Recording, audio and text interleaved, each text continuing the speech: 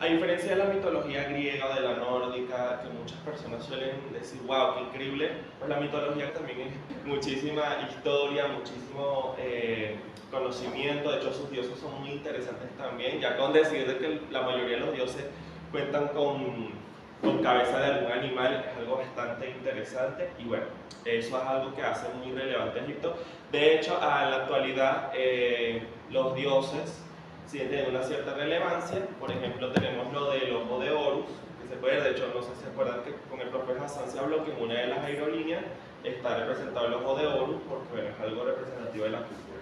Bueno, yo les voy a hablar un poco del origen, de cómo surgió la mitología egipcia y bueno, un poco de su historia. Bueno, antes de que existiera el mundo, existía una gran oscuridad y un grandísimo océano. De ese océano nació el dios Nun, o Nun, como de las dos formas es válido. Y bueno, y de él yo también investigué, hablé un poco de la historia del huevo del huevo, donde de ahí nació él. Y bueno, es un dios que representa los océanos, a los mares bueno, de Egipto y de todo el mundo.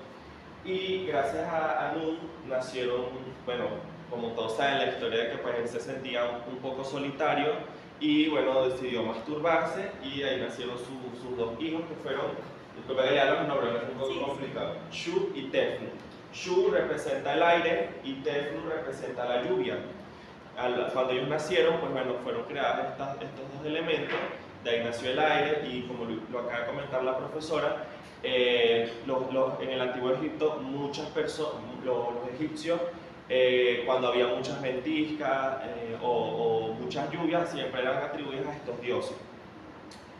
Algo también que hay que resaltar es que en el antiguo Egipto, como lo realizaban los faraones, los dioses también realizaban lo que era el incesto. Lo podemos ver con Shu y Tefnu. De Shu y Tefnu nacieron Heb y Nut, que son la representación de la tierra y el cielo. Se dice incluso que cuando Heb nació, era como una forma de isla, muy parecido, así como en Moana con Tefiti, algo parecido era Heb. Y bueno, Nut representaba los cielos, se crearon el cielo y la tierra. De ellos dos nació el dios Ra, que el dios Ra es la representación del sol. Y bueno, se creó toda por decirlo así, esta creencia de que el sol era ¿cómo se dice? La forma física que podían ver los seres humanos al dios Ra. Bueno, otra cuestión que tenemos que resaltar es que Ra fue el primer gobernante del antiguo Egipto, aunque el primer faraón considerado en el antiguo Egipto es el Osiris. Bueno, del dios Ra nacieron de Heb y Nut, perdón, nacieron 4 dioses que son los más conocidos: Osiris, Nefti, Isis y Set. Bueno, Osiris hizo faraón de Egipto, ya que el dios Ra se sentía ya muy viejo, muy cansado. De hecho, en el antiguo Egipto, cuando empezaron a notar que el dios Ra ya era muy viejo, que ya no valía la pena venerarlo, decidieron venerar a la serpiente Apophis, algo que enfureció mucho al dios Ra, e hizo que le cediera el trono a Osiris y se retirara en su barco hacia los cielos. Está la creencia también de que el dios Osiris en su barco cruzaba todo el cielo, que era como la vuelta al sol, y cuando el sol se colocaba en el atardecer, él pasaba por el inframundo, donde se enfrentaba cada vez que pasaba por el inframundo se enfrentaba con la serpiente Apophis, que de hecho su nieto Set siempre lo defendía para que la serpiente no se lo comiera, ya que si la serpiente se comía al dios Ra, pues se perdía la luz en el mundo, algo que sucedió una sola vez. Bueno, los dioses Osiris, como ya hemos hablado varias veces, Ra dividió Egipto a sus 2 hijos. A Osiris le dio la parte buena de Egipto, mientras que a Set le dio el desierto y pues la zona de Egipto no tan abundante. Algo que hizo sentir muy celoso a Set e hizo que hubiera una disputa que causó la muerte de Osiris por parte de su hermano Set. él usurpó el trono de Egipto y pues durante su reinado ocasionó que pues el pueblo del antiguo Egipto pasara por mucha hambruna, ya que como lo mencionó la profe, el dios Set es representado como el dios del caos, el dios de la destrucción, el dios de pues, todo lo negativo, por decirlo de esa forma. Bueno, del amor, Osiris se casó con su hermana Isis, la cual fue considerada la reina la faraona de Egipto. Tras este amor nació su hijo Horus, que es un dios, como lo mencionaron hace poco, con cuerpo humano y cabeza de halcón. Bueno, Isis es representada como una diosa, una mujer muy bella, cuenta con unas alas desplegadas en sus brazos, y bueno, pero y también los otros dos hermanos, Set y Nefti, se casaron, por eso es que vuelvo a dar hincapié en lo del incesto. Y bueno, aunque ellos no tuvieron hijos, Nefti sentía un deseo hacia Osiris y decidió transformarse físicamente en Isis, engañando a Osiris para procrear un hijo. Este hijo resultó ser Anubis. Bueno, Anubis, cuando Osiris es asesinado por su hermano Set, la diosa Isis lo revivió, pero su hermano Set, con celos y de no perder el trono, pues lo cortó en 14 pedazos y los dividió por todo Egipto. Y después la diosa Isis junto con Anubis unieron esos pedazos y lo momificaron, y efectivamente Osiris es considerado como la primera momia de Egipto. Y a partir de eso, Osiris pasó de ser el faraón de todo Egipto a ser el dios del inframundo. Antes se consideraba que Anubis llevaba ese puesto, pero Anubis tiene el trabajo de juzgar a las almas en la balanza, de ver si el corazón pesa más que la pluma o viceversa, y ver si tiene la oportunidad de ir a la otra vida a ser juzgado por Osiris. Bueno, el dios Horus fue el que asumió el trono después de derrocar a su tío Set. Y bueno, Horus es un dios muy representativo, además de que volvió a traer la abundancia a Egipto. Y bueno, los dioses egipcios, como hemos podido notar, tienen una cierta relevancia. En este caso son 9, pero bueno, hay otros dioses, como por ejemplo la diosa Hatub, que representaba con la vaca, o en el caso con cuernos, que representaba ¿cómo se dice? Y teníamos otras diosas que no me acuerdo bien sus nombres, solo sé que una tenía cara de leona, Setmet, gracias, que era una diosa, era considerada muy agresiva. De hecho había como cuestiones que ella una vez llegó a Egipto y ya que escribió un poco de personas por eso. Y estaba la otra que era Bastet, que ella tenía, que ella tenía cara de gato. De hecho, por eso es que los gatos son una imagen muy representativa de Egipto, ya que pues, ella era la imagen viva de los gatos, y se decía que cuando aparecían los gatos, pues era esa diosa que estaba por ahí. Bueno, no va a ser hincapié tanto en esas diosas porque mi compañero va a hablar específicamente de Bastet y la otra diosa que no le sé cómo es su nombre. Pero bueno, aunque pasamos por el tema del cristianismo y pues, el tema de la religión musulmana, pues en Egipto se siguen viendo mucho esto. De hecho hay muchos templos. De hecho en la exposición de del compañero Guillermo, se habló un poco de que el faraón Ramsés II se consideraba el dios supremo, hijo de Horus y de Ra. Era como su forma física en la tierra. Y bueno, eso también lo podemos ver a lo largo de los años y de los siglos, como esa mitología, aunque ya no se practique, aunque ya no tenemos nada, ya no se ve mucho eso, sigue siendo una imagen muy clara para ello. Y bueno, la historia siempre va a ser muy relevante en Egipto. Ahora le doy a mi compañero Miguel, que les va a explicar un poco acerca de cada dios por separado y para que los conozcan un poco más. Buenos días, compañeros. Yo les voy a explicar un poco lo que es la naturaleza híbrida. como muchos ya saben, alrededor del mundo existen diferentes tipos de dioses. Pero principalmente en Egipto, los egipcios consideran a los dioses como personas y con partes de cuerpos animales. Personas con partes de animales. Les voy a ir mencionando algunos de los dioses más importantes, no se los voy a mencionar todos. Y principalmente tenemos a la diosa Osiris. Isis, disculpen. Es conocida como la Gran Maga, también es una diosa, la diosa egipcia, y hermana y esposa de Osiris. También es la madre de Horus. Ella se representa, como pueden ver aquí en la imagen, como una mujer. Se puede representar de dos maneras, sin las alas o con las alas. Además que lleva un trono o es como un tocado, que es investigado, y se representan como unos cuernos de vaca y en el medio lleva como un disco solar, gracias. Perdón, cuando está el disco solar es como el disco solar sobre, ¿no? Que ya eso tiene un significado, porque cada una de las representaciones tiene una variedad de significado.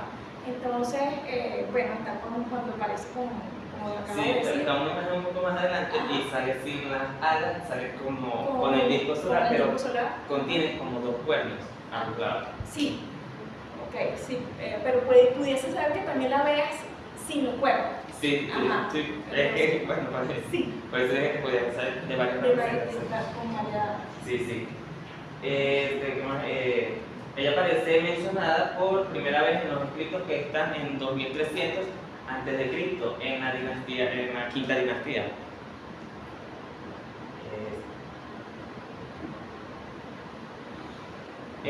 La diosa Isis contiene todos los atributos de más diosas de Egipto.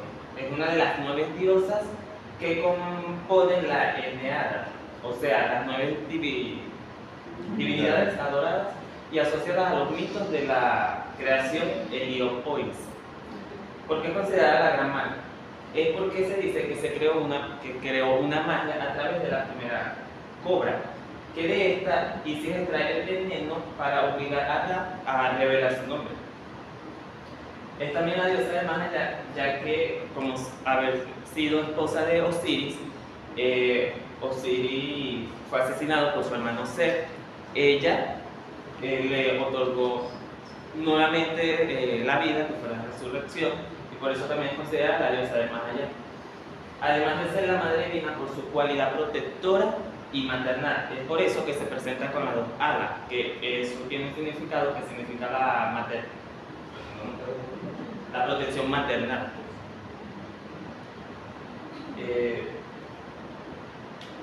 También tenemos al dios Osiris.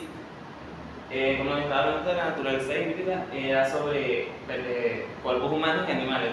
Sin embargo, Osiris sale representado como completamente humano de dos formas. Puede ser con la piel verde, que significa por la resurrección, o negra, que es por la fertilidad del Nilo.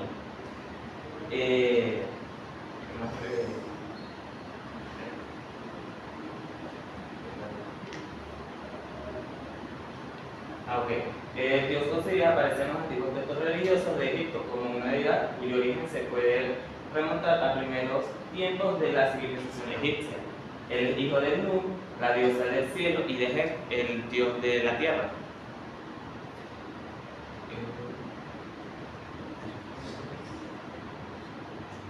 Tenemos al dios Horus, que es el dios del cielo, que es el hijo de Osiris y Isis.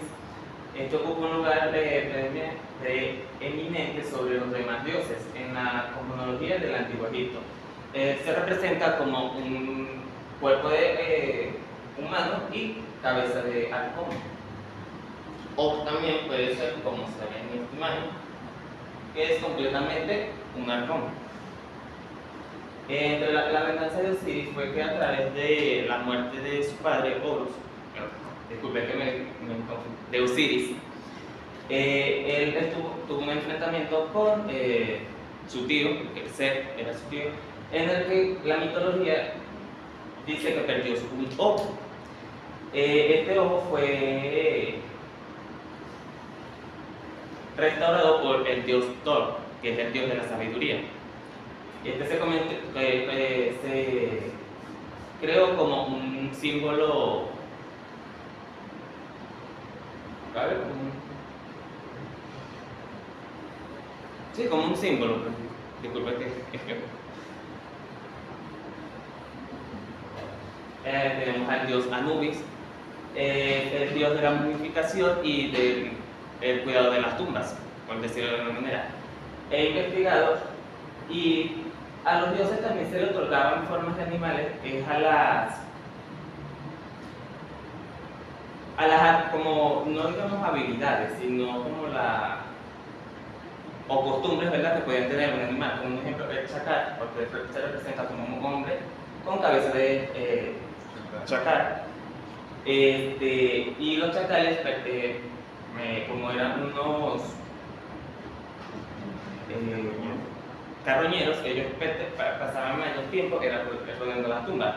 Es por eso que sale también este tipo de mitología de que y es el dios que cuida las tumbas ya porque tiene la cabeza de chacal. Además de ser el que guía las almas en la vida después de la muerte y es el encargado de pesar el corazón, como ya lo han mencionado muchos, en el juicio final. Tenemos al dios Thor. Su significado es que es como el ibis. El ibis era un ave que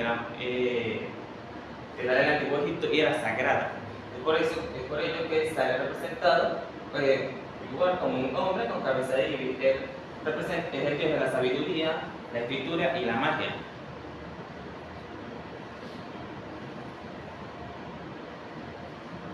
La divinidad del dios Thor.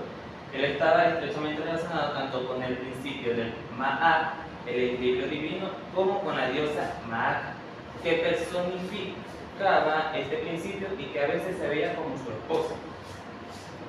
El culto de Thor empezó en el Bajo Egipto, en torno de 6.000 a 3.150 a.C.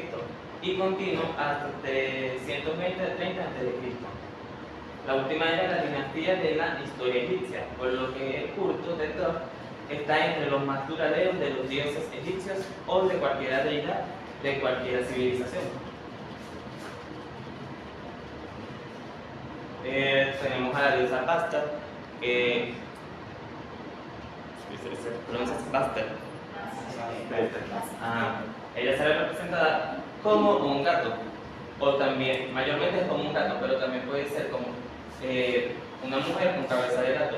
Ella es la diosa del hogar, la fertilidad, no creo que sale todo, de los gatos, la fertilidad, y el parto. Ella protegía las casas o los hogares de espíritus malignos y enfermedades, especialmente de aquellas que eran asociadas a niños y mujeres.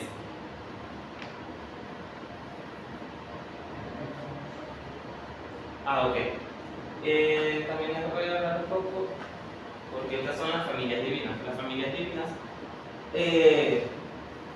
se crean a través de generaciones en el que mayormente era un padre, un hijo, un padre, una madre y un hijo. Y la más famosa es la triada osiriaca. Es la más importante, en el que se encuentra Osiris, que es el señor del inframundo, Isis, la gran maga y su hijo. Aquí es donde les iba a comentar, donde sale Osiris, que sale con los cuerpos y el pico sale sin las alas.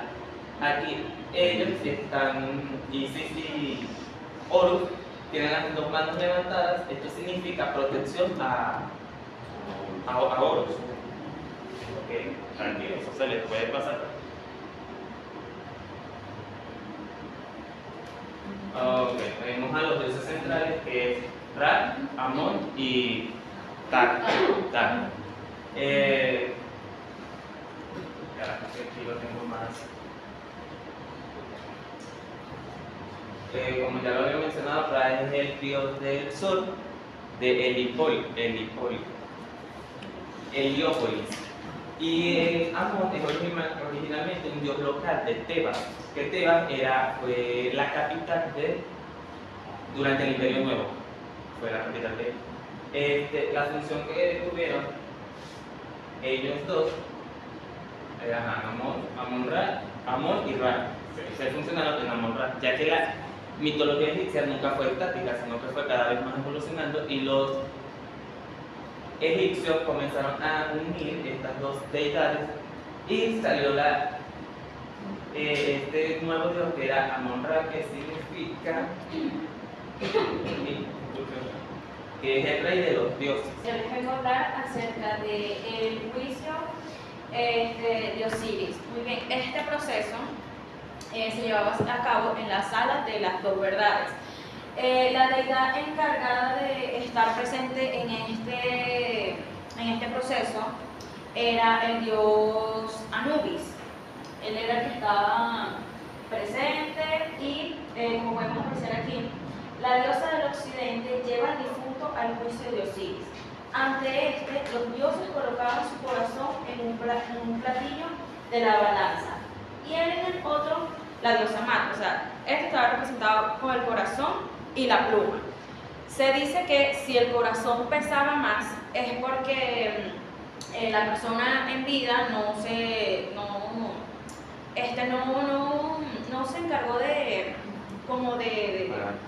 de pagar sus actos o su consecuencia, podría decirse así, y por lo tanto su corazón sería devorado por Anmit. Es decir, por Anmit, que estaba representado con una cabeza de cocodrilo, su parte delantera en forma de león y su parte trasera en forma de hipopótamo. Se podrán imaginar que eso era una cosa horrible. Un demonio. O sea, un demonio, exactamente, algo horrible. Entonces su corazón sería devorado por esta deidad. Y se dice que si el corazón y la pluma equilibraban, por lo tanto podrían llegar al auro, que era la vida eterna. Muy bien. Ok, aquí ya expliqué, si ambos platillos se equilibraban, el difunto era considerado justo de voz y podría vivir para siempre. Ok, vamos a hablar del Tuat. Aunque en muchos textos esto puede estar representado como un infierno, se dice que esto era el camino por el cual el dios Osiris transitaba o iba de noche, específicamente, y era como, se le dice como el traslado para llegar o sea, donde llevaban a las personas, era el quien presidía llevar a las personas al juicio final. Este era el encargado principal. También se dice que él luchaba, como mi compañero, contra la serpiente Apophis. Igualmente, este lugar se puede ver representado y dividido, con 12 puertas, con 12 lugares. También se puede ver representado como horas o regiones, según los textos y como puedan encontrar. Bueno, aquí dice, si el fallecido superó con éxito a los demonios, llegaría al pasado del corazón. En este ritual, el corazón del fallecido era pesado por Anubis, usando una pluma representando a Marte, la diosa de la verdad y la justicia. Okay. Luego tenemos la naturaleza del Tuat, que fue lo que expliqué recientemente, que no era un infierno, porque también era la residencia de los dioses como Tot, Horus, Hathor y Mar. También el dios Tot, era el encargado de registrar si estas almas podrían llegar a la vida, o sea, a la vida eterna, que era el Auro. Él era como el encargado de encontrar estos resultados. Okay. Luego tenemos el proceso de la momificación, que se llevaba a cabo en 3 etapas. La extracción de órganos internos, que se realizaba por el lado izquierdo del cuerpo. Los órganos eran retirados, eran limpiados y luego se colocaban en 4 vasijas que representaban a los 4 hijos de Horus.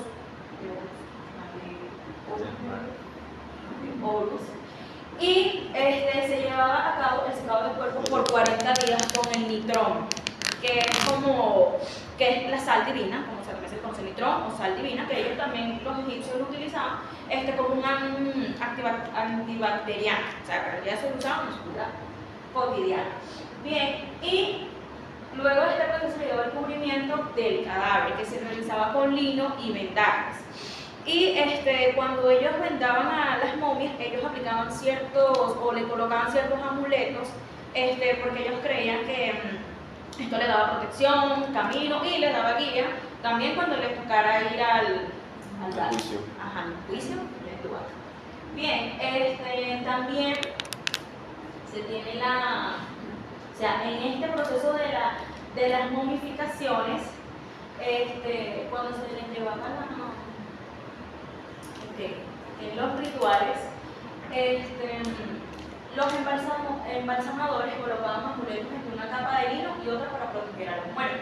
También recitaban oraciones y escribían palabras mágicas en algunas de las tiras de lino, como mencioné anteriormente, como protecciones, como una guía cuando ellos se fueran al juicio final, al lugar que ellos pudieran estar ahí guiados. Bien, también cuando se llevaba este proceso de momificación, ellos, como por ejemplo Tutankamón, le aplicaban como una máscara, podría decirse una máscara que es lo que representa Tutankamón, que le cubre hasta los hombros, porque el difunto tenía que llevarse, en este caso Faraón, sus ciertas pertenencias al más allá. Se creía también que el difunto tenía que tener los ojos abiertos, la boca entreabierta, las orejas, para que él pudiera estar guiado durante este proceso y pudiera tener esta cierta divinidad. Igualmente se le dejaban ofrendas, porque se cree que el cuerpo también tenía que conservarse durante este proceso divino. Por eso es que en las pirámides podemos ver fuera de las tumbas, como si se ha representado estas especies de jeroglíficos, que también tiene que ver bastante con el libro de los muertos. Y se ve que, bueno, se encuentran sus carrozas, o sea, ciertas partes de lo que tenían sus carrozas, su trono, su corona. También tenemos en la parte de la conservación del cuerpo, que está representado en 3 partes: el Kat, el Ka y el Ba.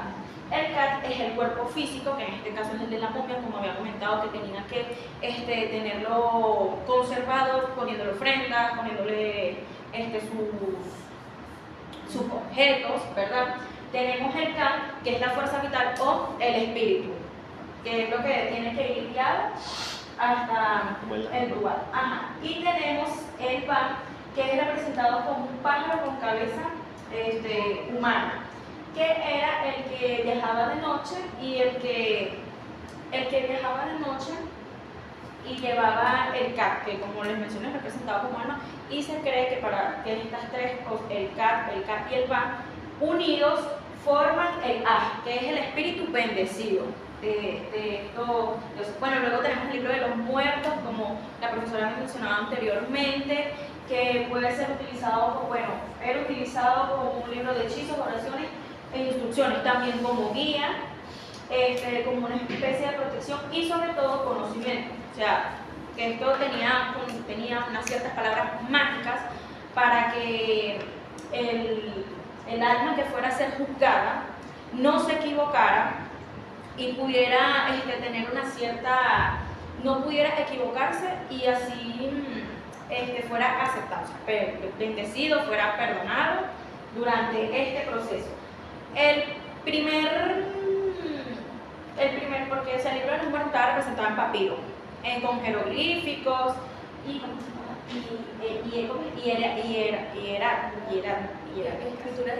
escrituras hieráticas.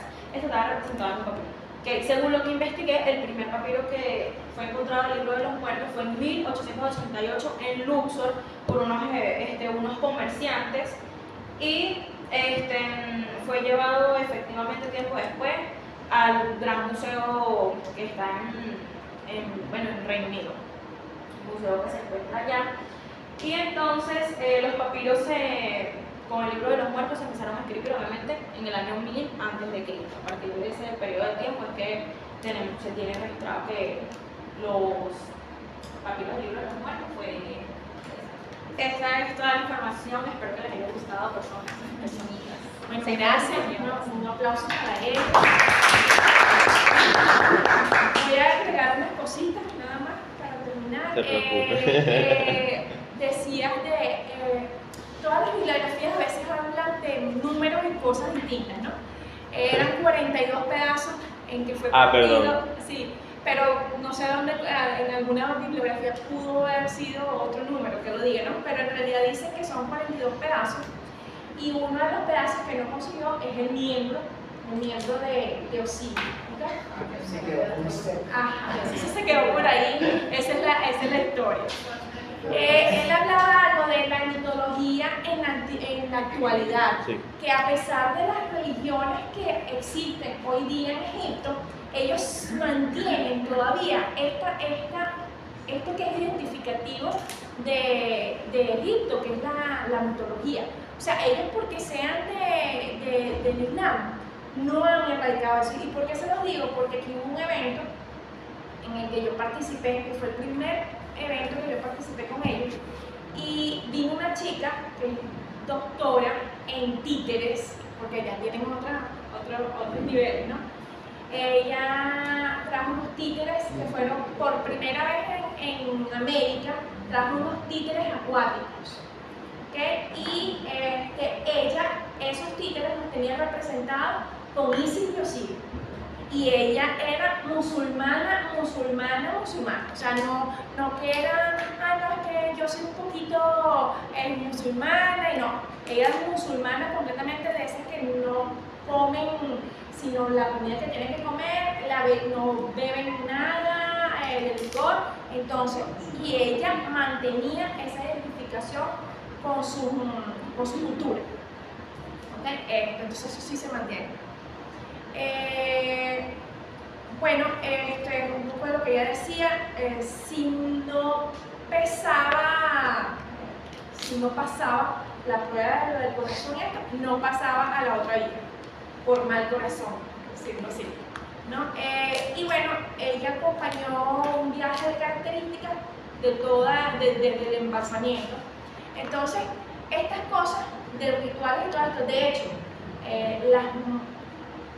las pirámides y todos estos complejos no existen porque ellos dijeron, no, nosotros vamos a crear un mundo futuro donde la gente va a venir de turismo a ver las pirámides. Eso existe, es por pura creencia, por puro ritual. Entonces, cada una de estas complejos que hablaba la semana pasada, hablaba la gente de historia, es porque cada uno se fue haciendo más grande y mucho más colosal, porque a medida de que eran más colosales y le pintaban más cosas y le hacían más cosas y le hacían más textos y todo, y con más imágenes y colores y cosas nuevas, para ellos era en vida esas ofrendas que necesitaban supuestamente para pasar, o sea, que se tenían que destacar, es lo que prácticamente quiere decir eso. Y cada vez como que los amaban todo mientras eso más tenía como más fuerza, ellos exacto. Entonces se consiguen objetos personales. De hecho, hay una parte de la arqueología donde se consiguen estas estructuras donde la HK, cada una de estas estructuras que se fueron consiguiendo, y cerca de esas estructuras que las consiguieron por medio de la arqueología, se han conseguido muchas, el personal, o sea, el personal que ellos lo tenían, lo mataban, o de alguna manera hacían que muriesen, porque ese personal los tenía que seguir en la otra vida, las mascotas. Entonces tú consigues estos cementerios de los principales y consigues cercano a la zona cementerios de las personas que servían y cementerios también de los animales, porque ese era el cortejo o el séquito que ellos necesitaban en la otra vida. Ellos continúan su vida en la otra parte y necesitaban estar ahí. Entonces había un duplicado de la momia que se llama acá, que era en la principal sala de cada una de estas pirámides o complejos que hacían, porque todos fueron cambiando. Y eso tuvo una evolución, cada una de estas tumbas tuvo una evolución. Bueno, y por supuesto el que menos recursos tenía, están las principales tumbas, que son las ovoidales, que eran las normales como las que hacen aquí en Venezuela, que están en la propia tierra, y ahí se disecaban solo ellos cuando no tenían la parte del envasamiento y toda esta cosa. Aparte de esto, a ellos ponían alimentos y ponían el libro de los muertos. ¿Y cómo hacían el libro de los muertos? También el libro de los muertos lo que acompañaba, acuérdense de las palabras sabias, con textos, y ya con la evolución vino con imágenes, que era un libro que depositaban con el difunto, que supuestamente nos iba a acompañar. Igual vi también que los alimentos también tenían como que ese espíritu que los acompañaba también eternamente en este camino, para que ellos tuvieran eso de por vida, o sea, en ese recorrido los alimentos Exacto, podían. exacto. Entonces, yo pienso que cada una de estas cosas, la diferencia es que cada una de estas